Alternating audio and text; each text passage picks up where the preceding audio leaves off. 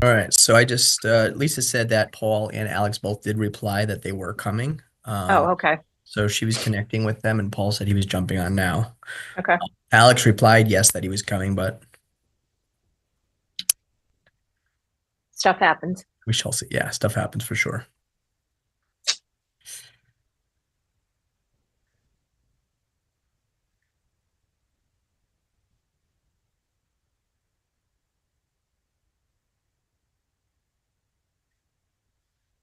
Here's Paul, and Alex just called. He's logging in now. He had someone in his office. Okay.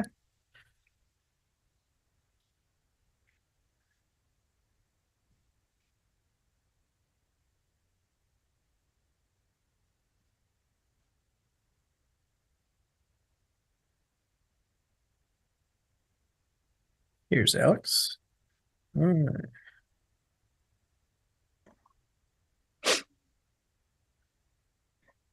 All right. I think we have everyone. We do have a couple of members from the public with us today as well, so welcome.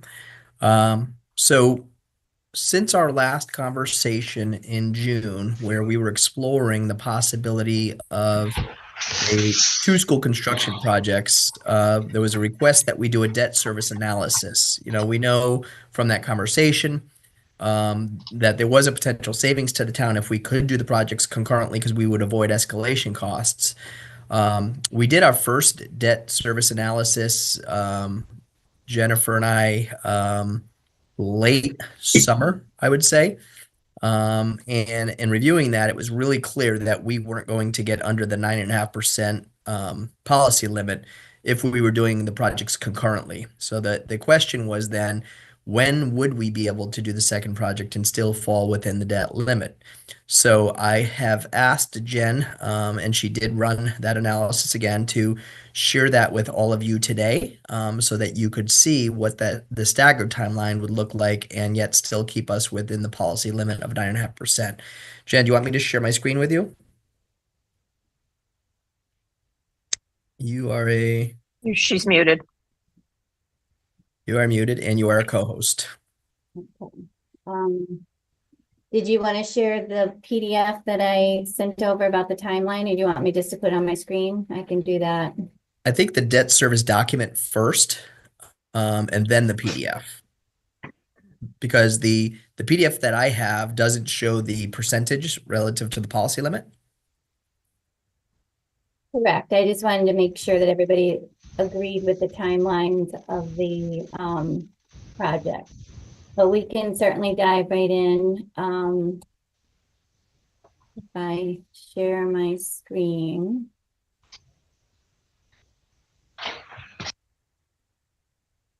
All right, you should be able to see my screen now.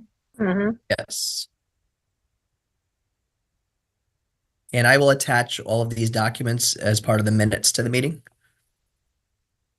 So what we did, this is the school schedule beginning with.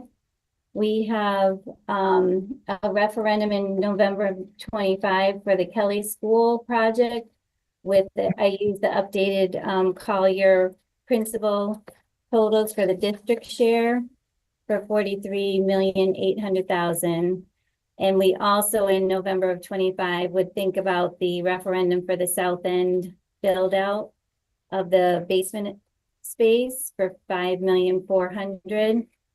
Then in November of 28, we would talk about the referendum for Daranowski School, and that would be 46,260,000, alongside a referendum for the Karen Smith Academy addition for 10,400,000.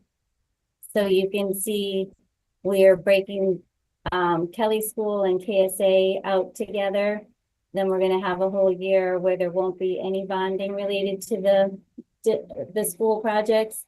And then we'll start up again with bonding in the spring of 30.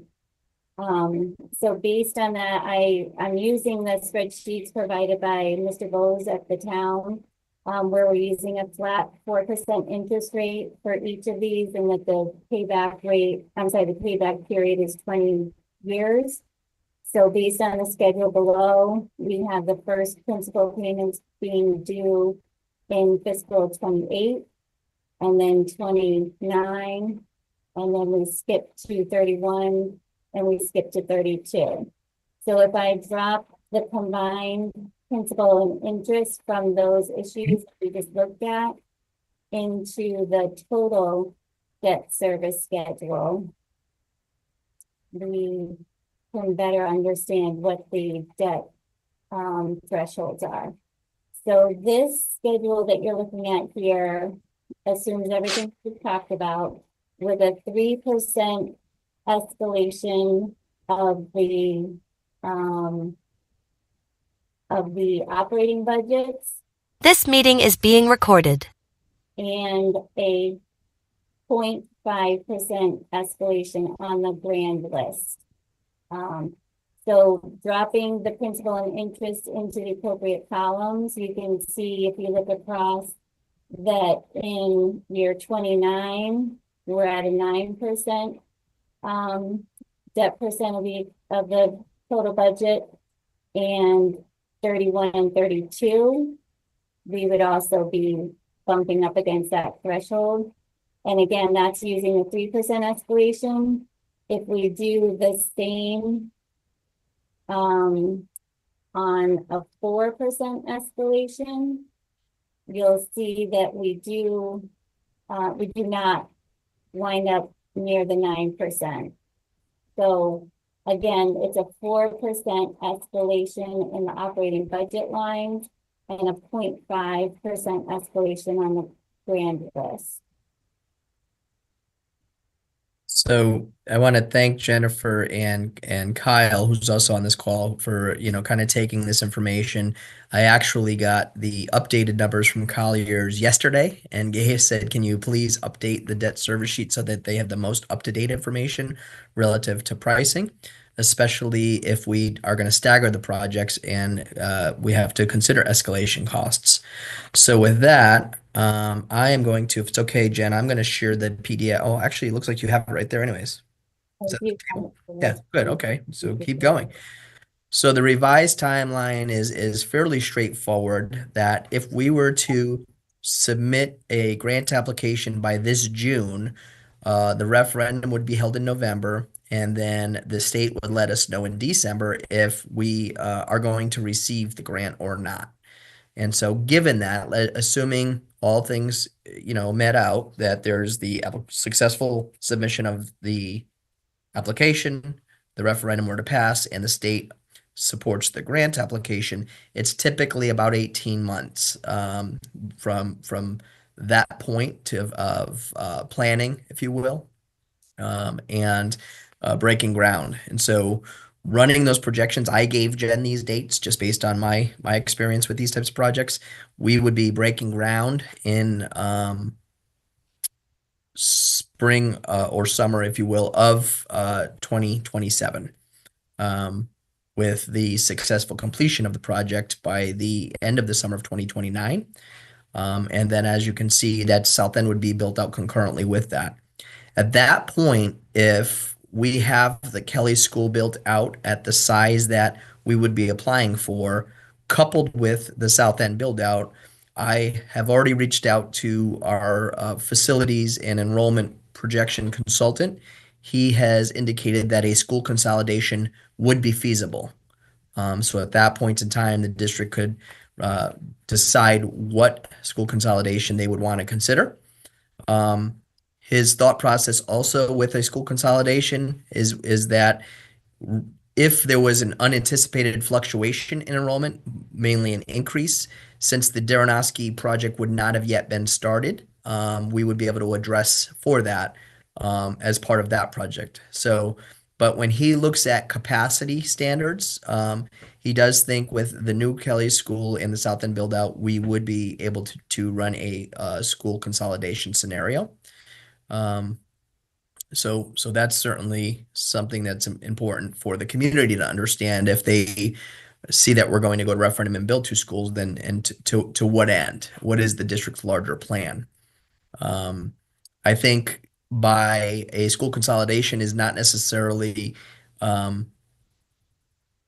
it would occur after the buildings are done. You could not do it prior to because we don't have the capacity at either South End or Kelly absent that at this point. So with that, Jen, I want to thank you for the financial side of it, and you and Kyle are welcome to go if you like, because I really want at this point to introduce Chuck. And Chuck is going to share some information as well relative to the most recent costs and also um, the timelines that are associated with a project if this were the scenario that this committee were to recommend or endorse. Chuck, I'll make you a co-host now. All right. So you are all set. And Yeah. to everyone, I will certainly, this is going to be part of the build out on our website, so it's accessible for everyone publicly. And I will certainly attach all this information to the minutes as well. Hey, Steve, it's Paul. I just put this in the chat. I'm not sure if you could see it. Is it possible that Jennifer can send us the Excel? I mean, I'm assuming she's sending the PDF version, but can she send the Excel version as well? So if we want to look at some sensitivities to these numbers, we can Sure. play with it. Yep, we can do that. Thank you. I want to make sure I'm sharing the right screen here. Make sure I get the right one here. Okay. You see that screen okay? Mhm. All right, so this summary page may look familiar to some of the members from a couple months ago. We tweaked it slightly, but this is the project cost summary for the scenario to build the new Kelly Elementary School with a referendum of November 2025, as Steve had mentioned, as well as the build out of the South End the lower level on the South End school under a referendum number 1, and then an assumed referendum number 2 for the fall of 2028 to construct a new Daranoski, the Karen Smith Academy. And we're not sure about the demolition of Daranoski. I don't think that was included in the financial model, Steve, that we saw. I think you guys excluded that. Correct, it was not, for two reasons. One, there was no real decision about what the future use of that building would be. And two, when we met with DAS, they indicated that unless it was part of the building project, it would not be reimbursable anyways. And so I think it'd be pretty hard to convince them that green space on the upper portion of the property is part of the project, because it wouldn't be a requirement. It would be something that we would just be choosing to do. Yes.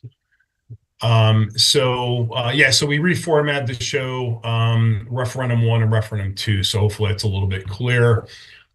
Just as a couple notes, we're really looking at the proposed budgets. We've been showing the high and the low, but at this point in the project, we have the ed spec drafted. We know what the size of the building will be. We feel good with our square foot pricing based upon some recent estimates and bids that we received for another elementary school. I think it was Madison. We bid early, about a year ago now. So we've just escalated those costs, and we've mentioned that before. Just a couple of notes, and assumptions down below. I'm going to scroll up here, just so we're clear. In these budgets, we still have to plan out the Karen Smith Academy. We don't have an ed spec for that yet. So we had a range for anywhere from 10 to 20,000 square feet. In the proposed budget, we're carrying the higher of the two values at this moment in the budget. Until that gets refined and we know the exact square footage, then we can refine that. So I just want to clarify that. And we're not sure what the reimbursement, if any, will be from OGA. We have to have a discussion with them on that specific program and see how and if they will participate in a reimbursement for that. So I believe they Chuck, will. if I could interject, I think, given that that's several years off too, the most important information we need right now is the debt service relative to the imminent projects. Yes. So we would always have time to talk to DAS as Plenty of time. that date gets closer, because we would certainly want something in writing for them clarifying what the eligible costs would be for the town. Yes, thank you. That's 100% correct. Also, we review the district share, because the ed spec is indicating building a structure, a school that exceeds the space standard by the state, and that's the standard basically. And I think we've covered before. Basically, look at your 8-year high enrollment for Kelly. It's 494 students, and that's in the ed spec.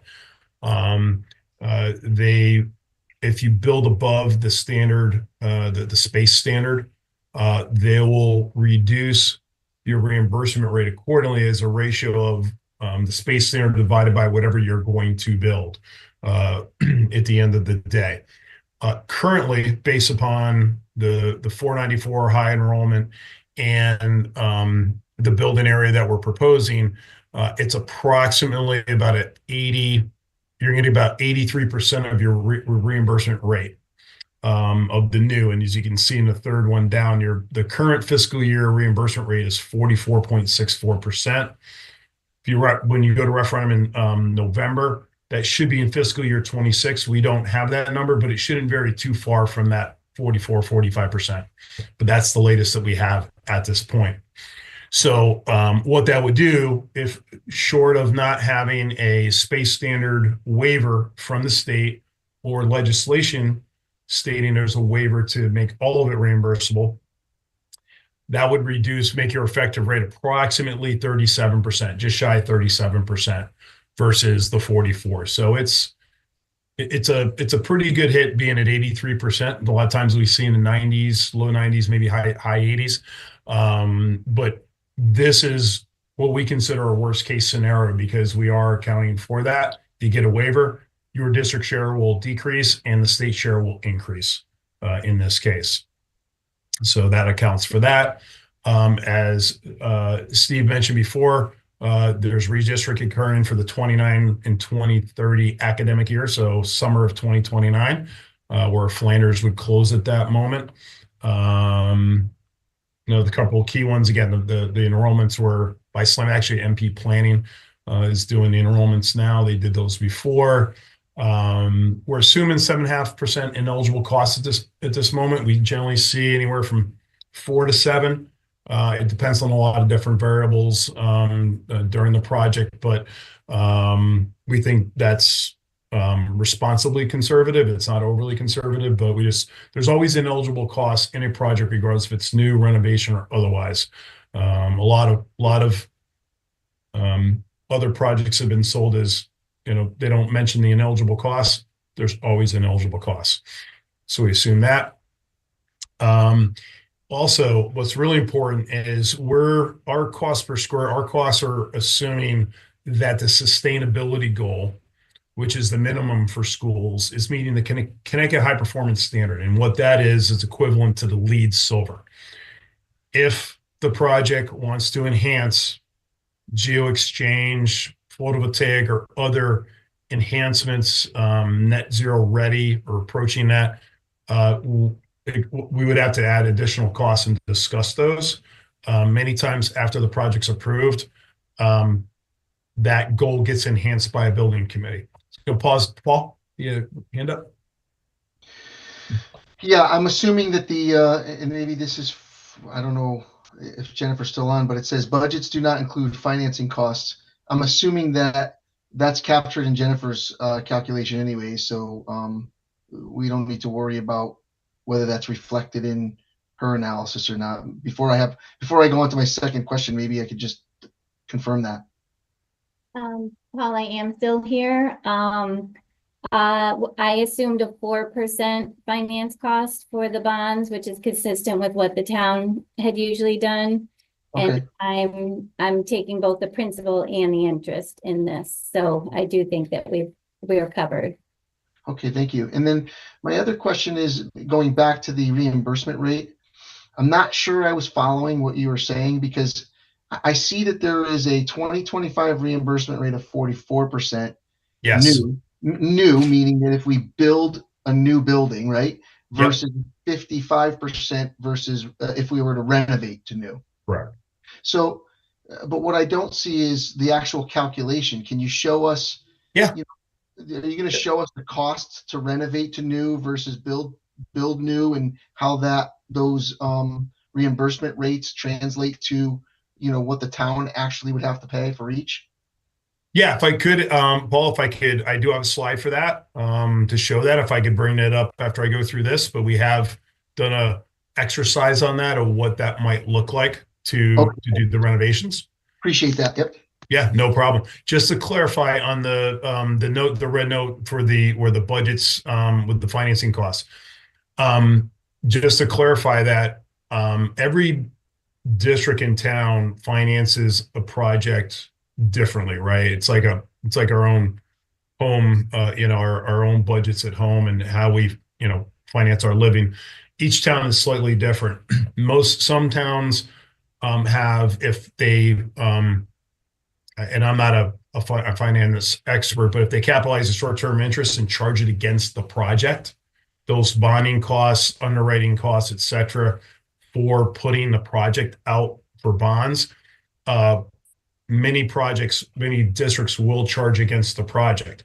If those charges are not going to be absorbed by the town under, say, the general fund and charge against the project, we'll need to include a budget for such funds, because otherwise it'll decrease the budget for the project itself in doing that. So if there's actual cost to go out the bond and cost to borrow the money that you want to charge against the project, we'll have to confirm. That's a discussion we can have with Steve and Jennifer just to reconfirm that, because we've been hit with some pretty large financing costs after the fact, and we just don't want to see that happen. We've seen upwards to $600,000, $700,000, $800,000 towards the end of the job where we're completing it. We might want to do some betterments to the project, and because we're dwindling down, if that's a surprise hit to the project, it could impact us. So just something we'll want to confirm, just to clarify.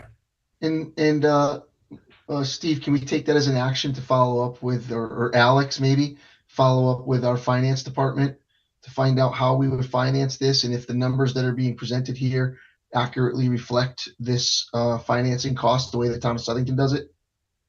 Yeah, I mean, we were using Jim up to that point, Yeah. Jen and Probably I. something Chrissy's got to help us with.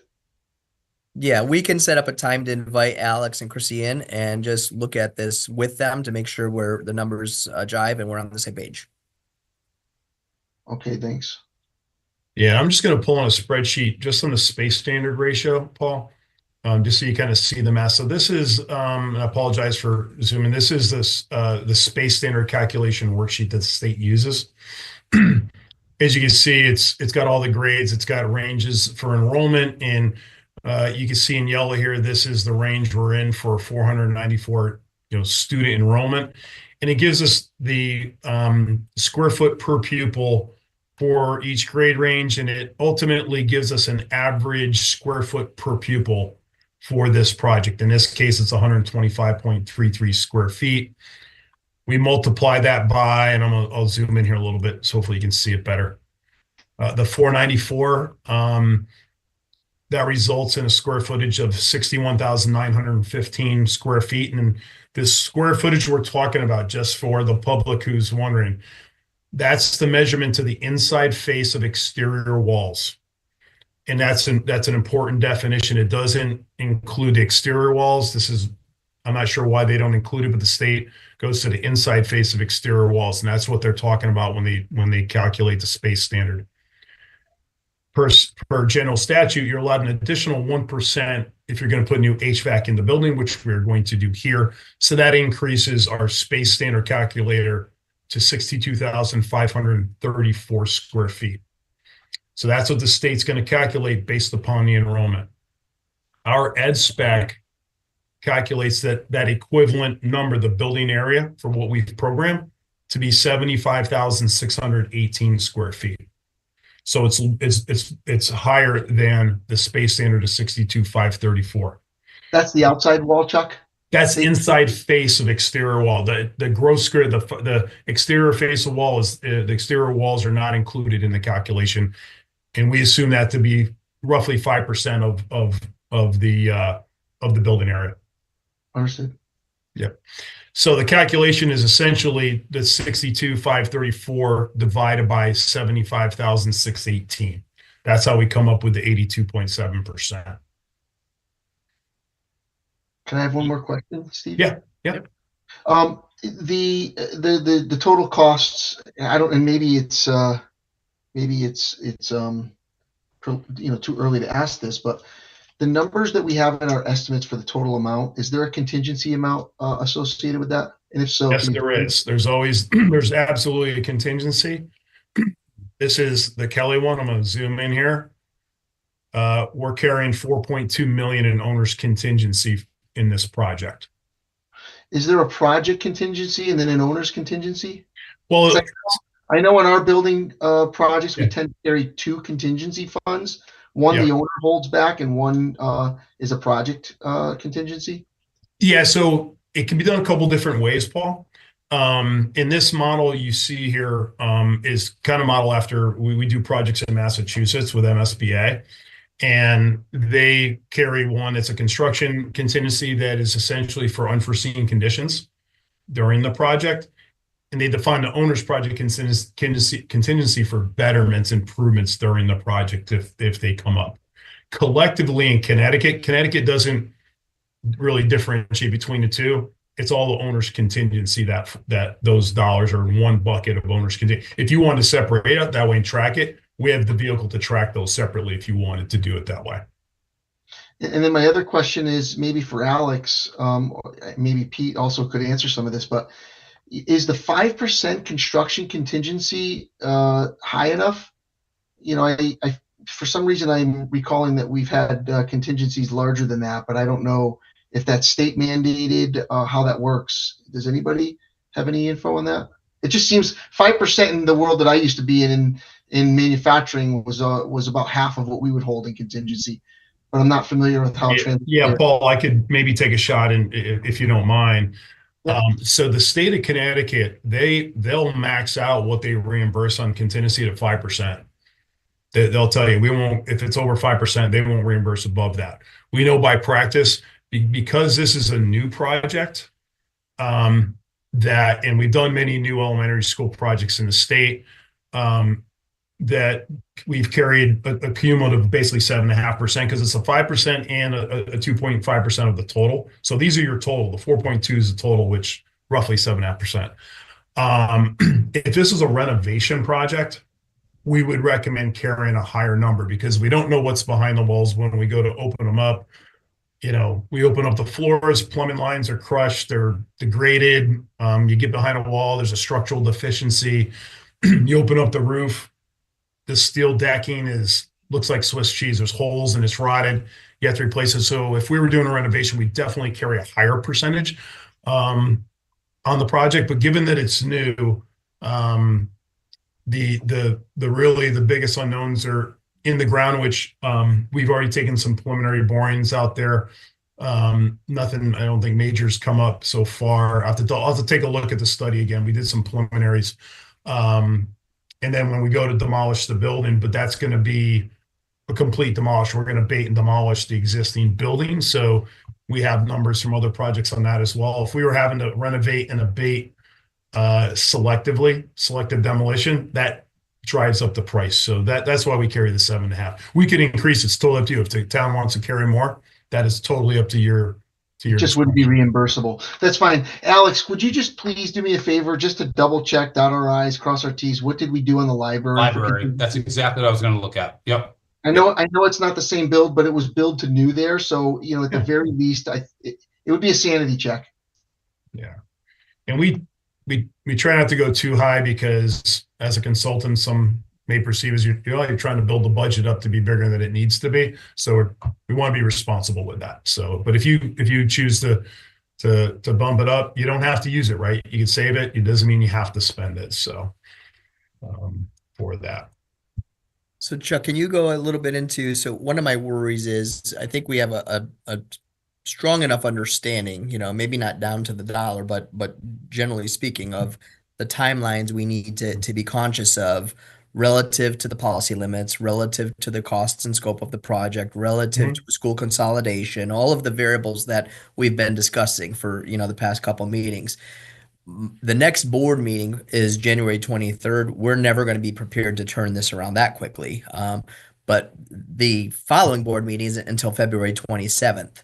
So what we may need in the interim is a special meeting so that we can bring all of this information to the Board of Ed so that they can make a recommendation, which essentially starts the process where I would then go forward to the Board of Finance, Town Council, Planning and Zoning, and what have you, because we really then need to have the public engagement process, come to life, and then we're most importantly work on the grant application because it's a pretty comprehensive submission. So if you could maybe zoom a little bit on that, Yeah. zoom in and just share with them kind of the Sure. most finite details right now that we need to be aware of. Yeah, so to move the project forward at this point, our real major deadline is June 30 of 2025, as Steve mentioned. That's the deadline for submitting the grant application.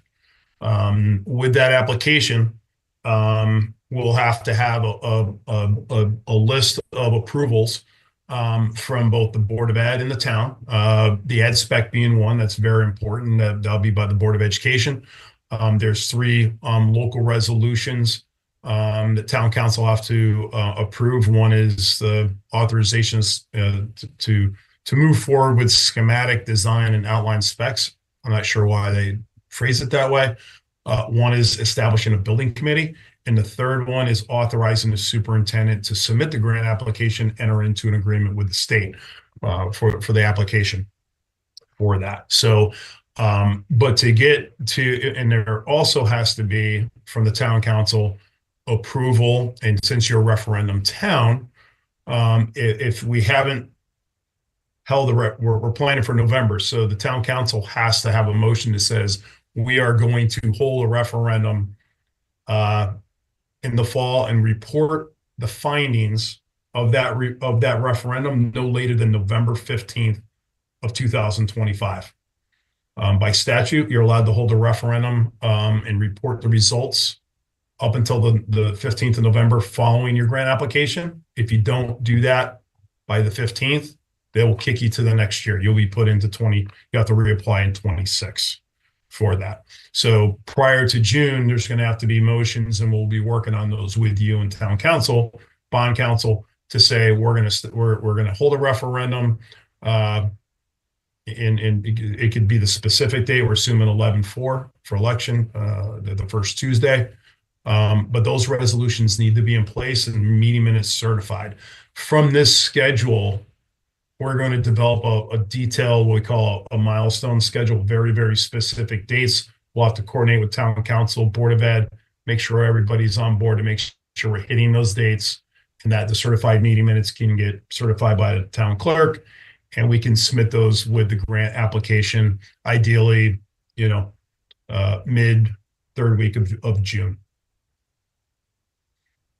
So those are some of the high ones, Steve. For the grant application, this red bar indicates the referendum in November. Typically, most towns, again, and we're going to recommend we got to talk with your bond counsel, legal counsel on the specifics, because that's their really area of expertise. Typically, somewhere in the August timeframe, we see towns that are holding in November have a town meeting to set the actual referendum date. Once that's established, that typically, and again, I refer you to bond counsel, starts the non-advocacy period, where you can't use public funds to endorse, advertise a project, endorse it. Can't argue against folks that might be going against it, any political action committees, etc. But it's a non-advocacy period until the election, but that specific duration of this black bar is from your bond counsel. But we typically see around 60 days when it's in the fall. Okay. Chuck, can I ask a question? Certainly, That please. non-advocacy period. Yep. I just want to make sure we are allowed to go to share the facts. We're not able to advocate for it or against it, but we can present facts to civic organizations, things of that nature, with drawings and schematic, things of that nature. Is that is still correct. true? Yeah, Okay. anything that's Okay. on your website, before that, budgets, estimated, reimbursement, size of the boat. Yeah, the facts, and if they're published, they can grab those and use those. But yeah, you're correct, Colleen. And we always encourage a discussion with bond counsel, legal, just to make sure. So Okay. But a political action committee can go and yeah, advocate for, yeah. Okay. 100%. Yep. Okay. But just so we're clear, there's a difference between advocating and spending funds. My understanding of this in the past was, merely saying that you support a referendum, it is not necessarily an issue. It's more if the town spends money and resources from the town, not necessarily, Colleen, the elected officials spending their time to go out and say, yes, I support this, or no, I don't. But my understanding was that the town government, meaning the bureaucratic part of it, the employed people, cannot spend taxpayers' funds or their time to advocate for it. Is that correct, Chuck? I mean, I think so, Paul, and it's there's specific language to that. I want to say generally I agree with what you just said. And that's why we always refer to legal counsel, because there's fine lines in the language. And right. I'm an engineer, I'm not an attorney, but I think you're generally correct in what you just said. That's why we say talk to bond counsel if there's any questions on, hey, are we following the rules or not? I always refer to them just in case. Colleen, I don't think from an elected politician's perspective, like you and I don't think there's anything that stops you from going out and advocating for or against it. I think the issue is really that Steve can't spend money on it or people resources, and same with Alex. Mm-hmm. But you and me can do what we want when it comes to our time and our opinions. But we should get an opinion on that, as Chuck said. Yeah. I'm just thinking back when we did the middle schools, Paul, and Joe Arardi did road shows. He had schematics, he had diagrams, whatever. We went around to civic organizations, and some members of the Board of Ed went with him, but we were just there as support. But he was the one that shared the information, didn't say yay or nay, but just wanted to present the information.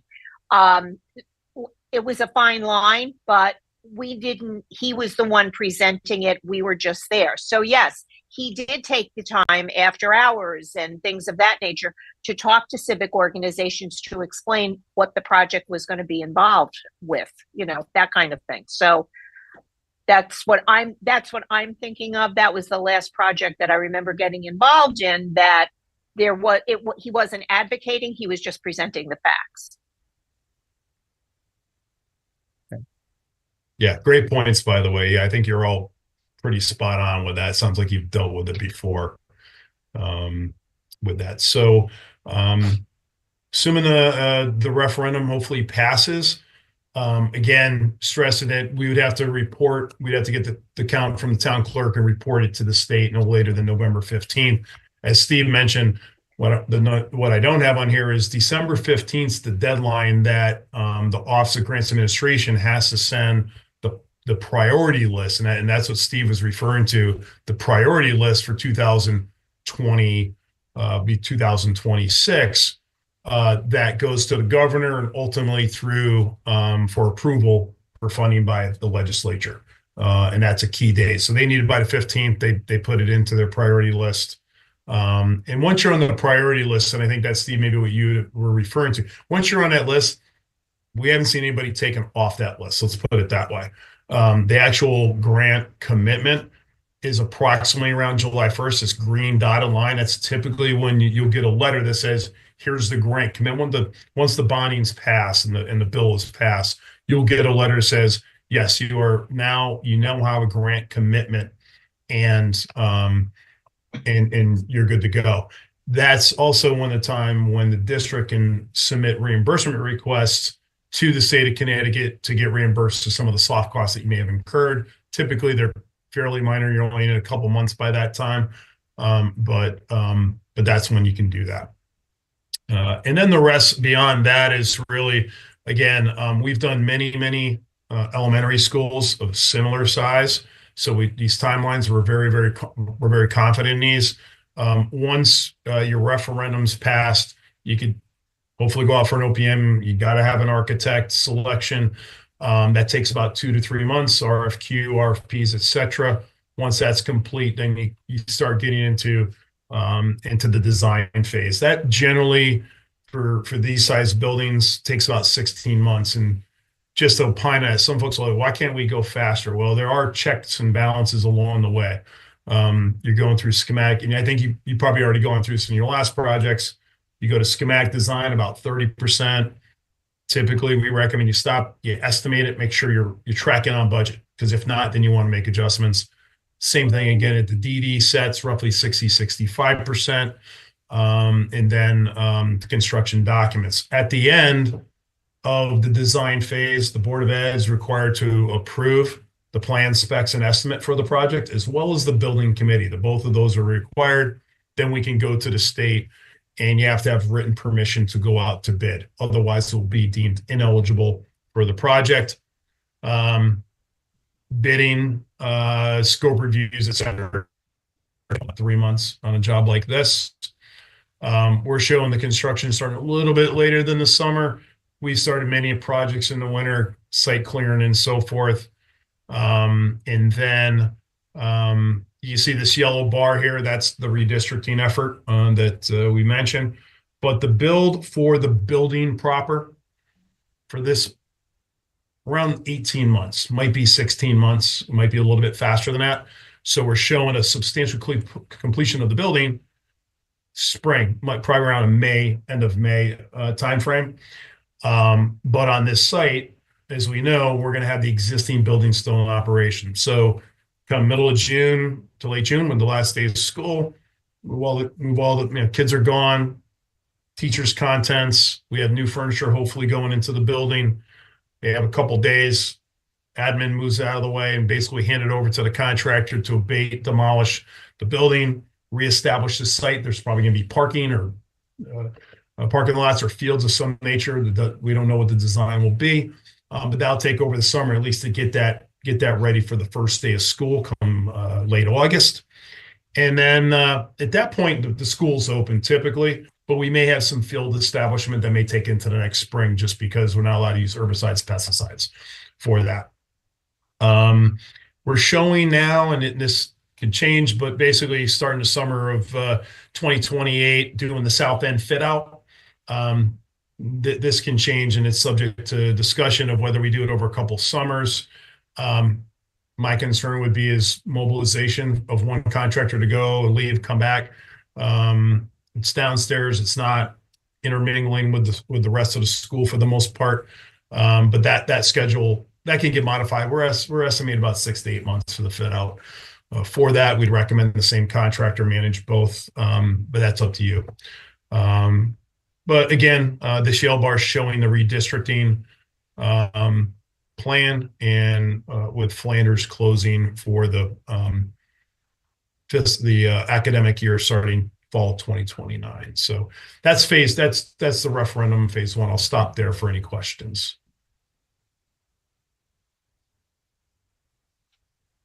Well, if nobody else has questions, I have 2 more. Just a comment, Alex.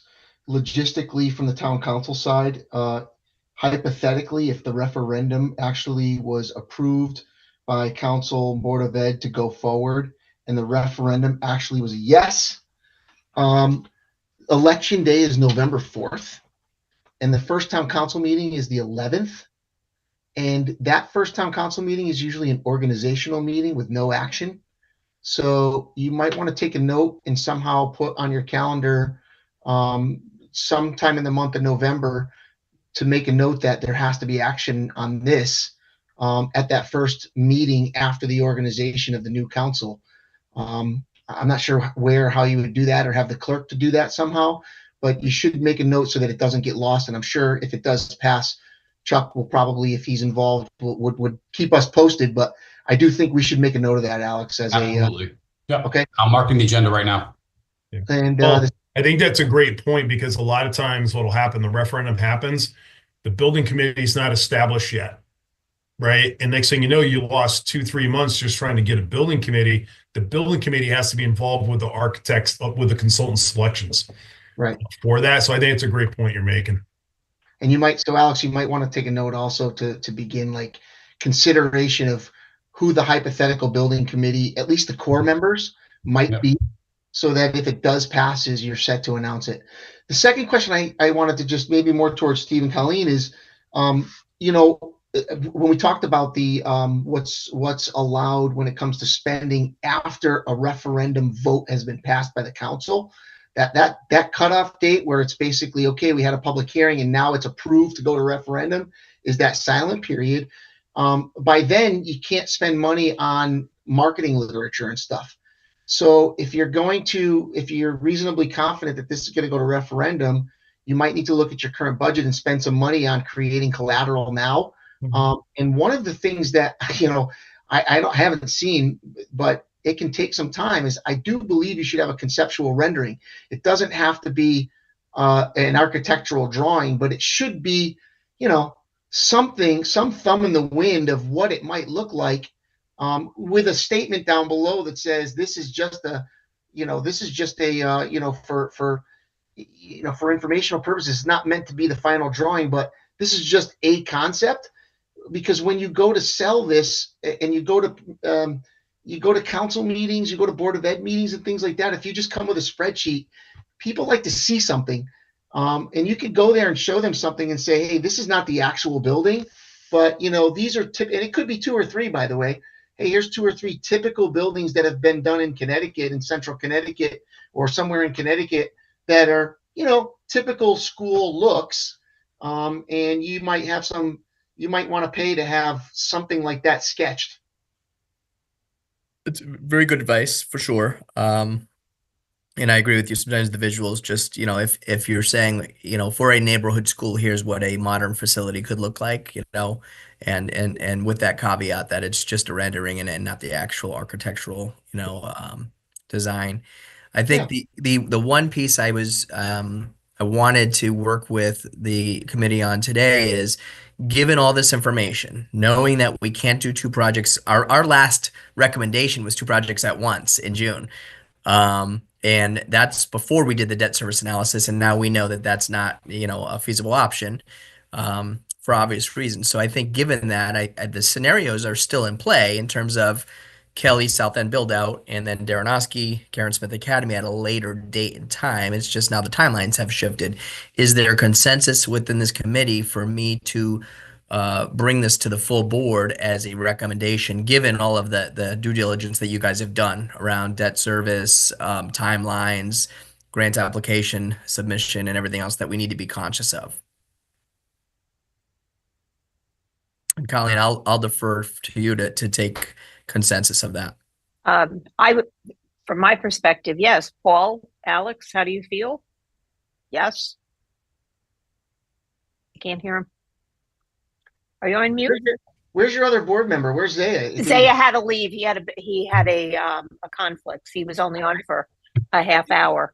I think it's important you get his perspective formally on this, Colleen, because I think he has to voice his opinion on this. Mm-hmm. Well, we can get all the other members of the committee. I can ask a few of them tonight, in fact, because we're meeting tonight. So I will ask them prior to our meeting if they would like Steve to bring this forward for a formal recommendation. I mean, I personally think that, for the record and in these meeting minutes, Zaya is a Board of Education member, and he is a member of this committee. And if his vote and voice and opinion is not reflected in a formal meeting minute referral to your board, I don't know. It just, for me, it's a missing piece that we got to have. I personally think I personally just feel that that's an important voice. I support sending it to the Board of Education. That's okay. Okay. Let's proceed. But I do think that Zaya should chime in on this. Absolutely. I don't know how you do that outside the meeting, though, and have it reflected in the meeting minutes. Well, it can't be, obviously, since he's not here, nor is Sean or Ed Pocock or Tessa Ma, who are also members of the committee. Yeah, so do we even have a quorum of the voting members? Because then we actually can't take a formal recommendation if you don't have a quorum of the voting members. We're just looking for consensus right now. It's not a formal obviously if we don't have a quorum and obviously if people aren't here, I can't ask them what their opinion is, but I can ask consensus of the people that are on the call with us. So that's why I'm asking you and Alex your thoughts. Is Alex a voting member? I'm not sure. I don't believe so. He's a member, and I'm Ex assuming officio? ex officio member, and so I would ask. I think it should go to the Board of Ed. That's where it's got to start. Okay. That's just my. We're not, Okay. You're the body that's really got to Yeah. make that recommendation to get the ball rolling. Yeah. Yeah, I feel that's also the charge of this committee is, not necessarily making a final decision, but basically doing some due diligence to say, hey, here's the complete package. We think it's sufficient for you, Board of Ed, to make a final decision. And, our recommendation is this, but you got to really take it up. Yeah. The ball is, it is you're in the Board of Ed spot on. court. This was always just an advisory committee. You're spot on. And then given the due diligence that's been done, there was consensus that this is worth bringing to the full board for formal consideration and recommendation. Yep. Okay. So given that, Colleen or I will follow up with the other members. They're probably going to need to be provided with any information absent today's meeting. Again, it doesn't necessarily change what you all recommended in the spring. It just changes the timelines associated with. And so I think that's important to note. Yeah, but the big issue here is really that we agree that going forward with the one school right now is the recommendation that the Board of Ed should consider. Yep. Because our last meeting did take a vote of two schools, and that's changed. So, we're missing a whole contingent of people here. Yep. I just agreed. I think it would be worth sending some sort of note asking for another crash meeting. We could do that. We very easily now because everybody's got the information, and then we could provide those who were not able to attend that information in advance and we could hold a special meeting just to get a quorum and make a formal recommendation. That's fine. I know you don't have a lot of time. I just, this is a big project, and if we're not following the proper protocol, I would be concerned about. I would just be concerned. That's all. Okay. If it gets challenged, if somebody challenges it along the way, I think we have to follow policy. Mm-hmm. Yeah, and the vote comes from the full Board of Education, not this committee. It's, as Steve said, it's an advisory committee, which is why asking for a consensus of the people that are here, it's not a formal quote unquote vote. It's just, I'm asking for consensus. And if we need to, if we find that, yes, we have to have all the members here, then and get a quorum, we will do that. Yeah, because really, I think I'm the only voting member, you and me. Mm-hmm. I think everybody else is ex officio. Could be. I think so. I agree. I don't vote for personnel policy. I don't vote for curriculum instruction. I go to the committees. I am the administration and I represent and make recommendations, but I don't vote. And same with Pete. I'm assuming Peter's the same, right? I don't think he's yeah. Okay. Okay. We'll follow up with those folks, and then look for in the very near future.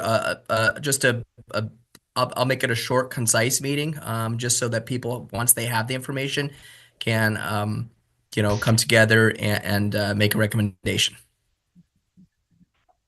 Okay. All right. That concludes the meeting today. Thank you, everybody. I appreciate your hours, everyone. Yep. Take care, everybody. See you later.